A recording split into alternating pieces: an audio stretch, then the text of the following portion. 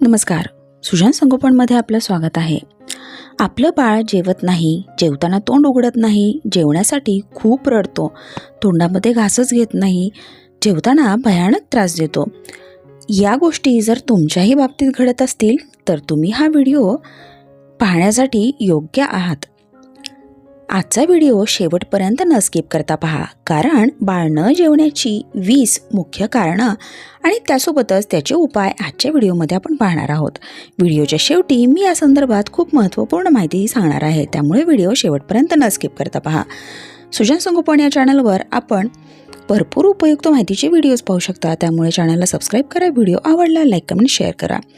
भूक लागलं आणि भूक लागल्यानंतर काही खाणं ही नैसर्गिक क्रिया आहे आणि प्रत्येक सजीवामध्ये ती घडते. परंतु पालक किंवा लहान मुलांकडून काही चुकीच्या सवयी चालू झाल्या, भुकेच्या वेळी योग्य आहार मिळाला नाही तर मूल व्यवस्थित जेवत नाही, पौष्टिक आहार घेत नाही आणि पालकांना असं वाटतं की आमचं बाळ काहीही खात नाही. या उलट मूल खातं, परंतु चांगल्या सवयी त्याला पालकांनी लावणं गरजेचं आहे. सगळ्यात महत्त्वाची गोष्ट म्हणजे बाळाच्या भुकेच्या वेळा लक्षात ठेवा आणि त्यानुसार मुलांना आवडतील त्या पद्धतीचे पौष्टिक पदार्थ द्या, म्हणजे बाळाला खाण्यामध्ये रुची निर्माण होईल. क्वचित काही वेळा मूल न जेवण्याची काही गंभीर कारणे असू शकतात, जसे की तोंड किंवा घसा यामधील जंतुसंसर्ग किंवा आजार, बाळ आजारी असणं, पोटाच्या समस्या असणं, अन्नावरील वासना जाणं, अन्नाचा वास येणं, अन्नपदार्थ न आवडणं या कारणामुळे देखील मूल आहार घेणं टाळू शकतं. परंतु या ठराविक काळापर्यंत राहतात. ज्यावेळी बाळाचा त्रास किंवा आजार पूर्ण कमी होतो त्यानंतर बाळ परत व्यवस्थित आहार घेणं चालू करतं. आता आपण पालकांकडून किंवा मुलांकडून काय चुकीच्या सवयी चालू होतात आणि त्या कशा बदलाव्या याबद्दल माहिती पाहूया. बाळ आहार का घेत नाही याची काय कारणे आहेत, बाळाला कोणत्या सवयी किंवा आहाराचे प्रकार बदलणं गरजेचं आहे, बाळाला आहाराच्या योग्य सवयी कशा लावाव्या, काय बदल करणं गरजेचं आहे, हे सगळं आता आपण इथून पुढे पाहूया. तुमचं मूल कोणत्याही वयात असो, या व्हिडिओमधील माहिती तुम्हाला नक्की उपयुक्त ठरेल आणि कुठे चुकत आहे आणि त्यामध्ये काय बदल करायला हवा हेही आपल्या लक्षात येईल. मूल जेवत नसेल तर जबरदस्ती न करता जेवणाची वेळ आनंदी बनवा. जेवणासाठी रागवणं, जबरदस्तीने खाऊ घालणं, एकाच वेळी खूप जड पदार्थ खाऊ घालणं, भीती दाखवणं, मोबाईलचा आमिष देणं या सगळ्या गोष्टी सगळ्यात अगोदर पूर्णपणे बंद करा आणि बाळाला जबरदस्ती खाऊ न घालता त्याला भूक लागण्याची वाट पहा. बाळाला भूक लागल्यानंतर बाळ स्वतःहून जेवण मागेल. त्यासाठी सुरुवातीला साधारण 3 ते 4 तास वेळ जाऊ देऊ लागू शकतो, परंतु त्यामध्ये कोणतीही काळजी करण्याचं कारण नाही. बाळाला भूक लागण्याची वाट मात्र वेळ गेला तरीही नक्की पहा आणि जेव्हा बाळ भूक लागली असे मागेल तेव्हाच त्याला आहार देण्याचं चालू करा. लहान मुलांना दिवसातून 3 वेळा जेवण आणि 2 वेळा स्नॅक्स देऊ शकतो. ज्यावेळी बाळाला भूक असेल त्या भुकेच्या वेळा लक्षात ठेवून त्यानुसार बाळाचा दिवसभराचा आहार कसा देता येईल हे अगोदर ठरवा. बाळाला प्रत्येक वेळी जेवण देत असताना त्याच्या भुकेच्या वेळी आणि पोट भरेल परंतु जास्त जड होणार नाही एवढाच आहार देणं गरजेचं असतं, म्हणजे प्रत्येक ठराविक वेळानंतर बाळ परत खाणं मागेल. प्रत्येक जेवणात बाळाच्या वयानुसार जसा आहार खाता येईल तसा आहार द्या. बाळाच्या एका जेवणात भुकेपेक्षा जास्त भरवलं तर पुढच्या वेळी जेवणासाठी बाळाला भूकच लागणार नाही. बाळाच्या जेवणाच्या वेळी नियमित ठेवा, म्हणजे नाश्ता, दुपारचं जेवण आणि रात्रीचं जेवण याची वेळ ठराविक असावी, म्हणजे बाळाला वेळच्या वेळी भूक लागते आणि भूक वाढायलाही मदत होते. त्यामुळे नाश्ता, जेवण आणि रात्रीचं जेवण आणि सोबत स्नॅक्स हे तुम्ही देऊ शकता. बाळाला पौष्टिक पदार्थ खायला देणं गरजेचं असतं, त्यामुळे एकाच वेळीच्या जेवणात बाळाला खूप जड होईल अशा पद्धतीने पौष्टिक आहार दिला जातो. बाळाने भरपूर खावं असा पालकांचाही अट्टहास असतो, त्यामुळे त्याला भुकेपेक्षा जास्त आहार दिला जातो. परंतु यामुळे बाळाला पुढच्या जेवणासाठी भूक लागत नाही आणि जेवण आनंदीदायी बनण्यापेक्षा बाळाला ते त्रासदायक वाटू शकतं. प्रत्येक जेवणानंतर बाळाचं पोट भरेल एवढा आहार दिल्यानंतर बाळाची शारीरिक हालचाल, खेळणं पुरेसं असावं, म्हणजे आहार व्यवस्थित पचन होईल आणि पुढच्या वेळी भूक लागेल. जेवताना छान नैसर्गिक रंगीत पदार्थ, वेगवेगळे आकार असणारे पदार्थ तयार करून द्या. छान ताट बनवून द्या. तेच पदार्थ बाळाला रोज खावेसे वाटत नाहीत तर वेगवेगळ्या चवीच्या वेगवेगळ्या रंगांचे, आकाराचे, पौष्टिक, ताजे आणि घरी बनवलेले पदार्थच बाळाला खाऊ घाला.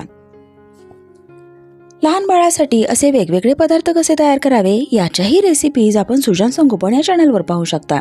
लहान मुलांना एक जागी बसून खाण्याची सवय लावा, त्यामुळे जेवणामध्ये त्याचं लक्ष लागतं आपल्याला काय आवडतं, आपण काय खातो आहोत, कशा पद्धतीने खातो आहोत, त्याची चव, तो पदार्थ कोणता, या सगळ्या चांगल्या सवयी लहानपणापासूनच मुलांना लागतात. त्यामुळे याबद्दल कटाक्ष ठेवा. बाळाचं जेवणातून लक्ष विचलित होत असे गेम, मोबाईल, TV मुलांना जेवणाच्या वेळेस देऊ नका. म्हणजे बाळाचं पूर्ण लक्ष जेवणावर राहील. बाळाला किती भूक आहे आणि आपण किती खाणं गरजेचं आहे, पोट भरलेलं आहे का नाही, पदार्थाच्या आवडीनिवडी याकडे बाळाचं स्वतः लक्ष राहील. बाळ 1.5 ते 2 वर्षाचं झाल्यानंतर त्याला स्वतःच्या हाताने खाण्याची सवय लावा.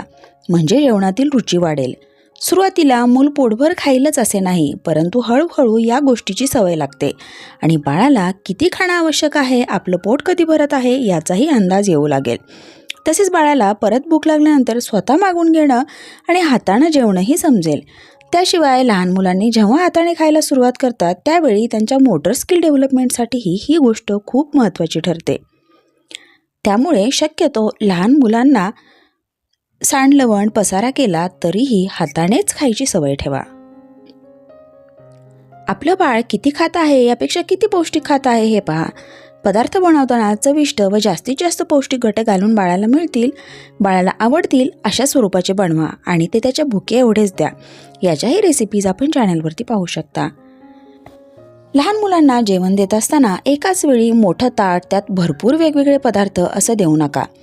एकाच ताटामध्ये भरपूर वेगवेगळे पदार्थ आणि मोठं ताट पाहिल्यानंतर ते खाण्याचं लहान मुलांवरती दडपण येतं व त्यातील एकही पदार्थ बाळ नीट खात नाही आणि संपवतही नाही.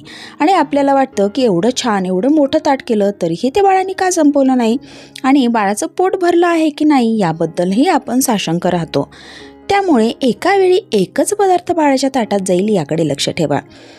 पोळी भाजी, पुलाव, खिचडी, खीर, सूप, डाळ भात, डोसा चटणी, इडली चटणी, कटलेट, टिक्की, सँडविचेस, एखादं फळ, ड्रायफ्रूट यापैकी एकच कोणता तरी पदार्थ एका वेळीच्या जेवणामध्ये किंवा स्नॅक्स स्वरूपात बाळाला द्या.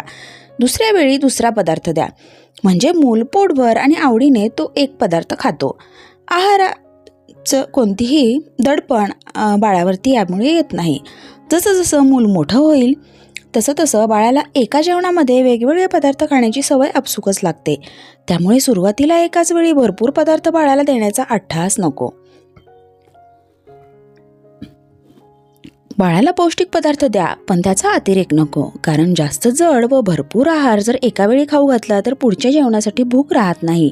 एकाच वेळी बाळाच्या आहारामध्ये तूप, ड्रायफ्रूट, मांसाहारी पदार्थ, जास्त प्रोटीनयुक्त पदार्थ, भरपूर कार्ब्स देण्याचा प्रयत्न करतो आणि त्यामुळेच बाळाचं पोट जास्त जड होतं आणि आहारही पचन होण्यामध्ये त्रास होतो. हे सगळे पदार्थ पचनास जड असतात आणि त्यामुळे पुढच्या वेळीसाठी भूकही लागण्यामध्ये अडथळा येतो. त्यामुळे आहारात protein, carbs, fibre, fat, vitamins, minerals याचा समतोल राखणारा असावा आणि त्याचं प्रमाण योग्य असावं याची काळजी पालकांनी घेणं गरजेचं आहे. बाळाने दिवसभर शारीरिक हालचाल करणं, खेळ खेळणं गरजेचं असतं. त्यासोबतच मसाज, आंघोळ, झोप या गोष्टीही पचन व्यवस्थित होण्यासाठी, पोट व्यवस्थित साफ होण्यासाठी गरजेच्या आहेत. तरच बाळाला नियमित भूक लागेल आणि घेतलेला आहार व्यवस्थित पचनही होईल. बाळाचं पचन सुधारण्यासाठी नियमितपणे आहारात फायबरयुक्त पदार्थ, स्निग्ध पदार्थ द्या. बाळाच्या आहारामध्ये नियमितपणे फळं, भाज्या, फायबरयुक्त पदार्थ, पुरेसं पाणी द्या. म्हणजे पचनक्रिया व्यवस्थित राहील आणि भूक लागेल. पचन सुधारण्यासाठी आहारात ओवा, जिरे, बडीशेप, सीड्स, तूप, सलाड, दही, लिंबू, अद्रक नियमितपणे द्या. पचन व्यवस्थित सुधारल्यानंतरही भूक व्यवस्थित लागते. बाळाच्या आहारामध्ये मीठ, साखर, तेल, प्रिझर्व्ह असणारे पदार्थ, जास्त मसाले, जास्त तिखट पदार्थ यांचा समावेश कमी किंवा योग्य प्रमाणातच करा. Readymade food, ready to cook food, मैदायुक्त पदार्थ, जंक फूड, गोड पदार्थ, तेलकट, preserve food, package food, biscuit, cheese, बेकरीचे पदार्थ शक्यतो देणं टाळा. त्यामुळे भूक कमी होते आणि मुलांना घरचं ताजं पौष्टिक खाणं नको होतं आणि मुलं या पदार्थांकडे जास्त कल दाखवतात. बाळाला आहार देत असताना कोणत्याही प्रकारची जबरदस्ती नको. त्यामुळे बाळाची मानसिकता बिघडते. जेवण हे आनंदापेक्षा टाळणं बरं वाटतं. सुरुवातीला बाळाला आहाराची सवय लागताना त्याच्या कलेकलेने आणि भुकेच्या वेळेनुसार आहार देणं चालू करा आणि हळूहळू तो आहार आपसुकच वाढू लागेल. आहारातील रुची वाढवण्यासाठी मोठ्या माणसांच्या पंक्तीलाच बाळालाही थाट तयार करून द्या आणि हाताने खाण्यासाठी प्रोत्साहन द्या. गप्पा, गाणी म्हणा, पदार्थ छान बनवा, मोठ्या ताटात बाळाला छान पदार्थ वाढून द्या, कलात्मक रचना करा, जेवणासाठी बसण्यासाठी खास बैठक तयार करा. मग हळूहळू बाळाची आहारामधील रुची वाढेल. लहान मुलांना आहाराच्या चांगल्या सवयी लागण्यासाठी घरातील मोठ्या व्यक्तींनीही त्या आचरणात आणणं गरजेचं असतं. म्हणजे बाळही त्या सवयी पाहून पाहून स्वतः अनुकरणात आणण्याचा प्रयत्न करेल आणि लहानपणापासूनच मूल खाण्यासाठी कोणतेही नखरे दाखवणार नाही. बाळ नियमित व्यवस्थित जेवत असेल पण अचानक जेवण घेणं बंद केलं, बाळाला जेवताना घास घेत नसेल, रडत असेल किंवा तोंड उघडत नसेल, तोंड फिरवत असेल, तर बाळाला काही त्रास असण्याची शक्यता आहे. त्रास आहे का हे तपासून पहा. बाळाच्या तोंडामध्ये, घशामध्ये, दाताला काही त्रास होतो आहे का? पचनाच्या काही तक्रारी आहेत का? बाळाला अन्न खाता येत नाही का हे तपासून पहा. जर काही त्रास असेल तर डॉक्टरांचा सल्ला घ्या आणि बाळाला खाता येतील असे पौष्टिक आणि मऊ पदार्थ पातळ स्वरूपात तयार करून बाळाला खायला द्या. म्हणजे बाळाला ते व्यवस्थित खाता येतील आणि आजारी असूनही परिणाम होणार नाही. बाळ आजारी असताना अन्नाची वासना जाते. यावेळी जबरदस्ती न करता बाळाला आवडतील ते पदार्थ द्या. म्हणजे बाळ पोटभर आहार घेईल आणि आजारपणातून लवकर बाहेर येऊ शकेल. अशा वेळी बाळ जेवढे खाईल तेवढेच खाऊ देत. त्याला जबरदस्ती करू नका. बाळाला बरं वाटल्यानंतर बाळ हळूहळू आहार घेणं चालू करतं. बाळाचा त्रास कमी करण्यासाठी बाळाला आरामदायक वाटावं आणि उपाय करा. म्हणजे बाळ आजारातून लवकर बाहेर येईल आणि परत पूर्वीप्रमाणे आहार घेणंही चालू करेल. आशा आहे आजचा व्हिडिओ पाहिल्यानंतर आपल्या बाळाच्या आहारामध्ये काय बदल करणं गरजेचं आहे, म्हणजे बाळ आहार व्यवस्थित घेईल, बाळ रडणार नाही, तोंड न उघडणार नाही, असे प्रकार घडणार नाहीत. आशा आहे आजचा व्हिडिओ आपल्याला नक्कीच मदत करणारा ठरला असेल. सुजान संगोपन या चॅनलवर आपण बाळाच्या विकासातील असेच भरपूर उपयुक्त माहितीचे व्हिडिओज पाहू शकता. हे व्हिडिओ पाहण्यासाठी सुजान संगोपन या चॅनलला एकदा नक्की भेट द्या. व्हिडिओ जर तुम्हाला आवडले तर लाईक, कमेंट, शेअर करा आणि चॅनललाही नक्की सबस्क्राईब करा. थँक्यू.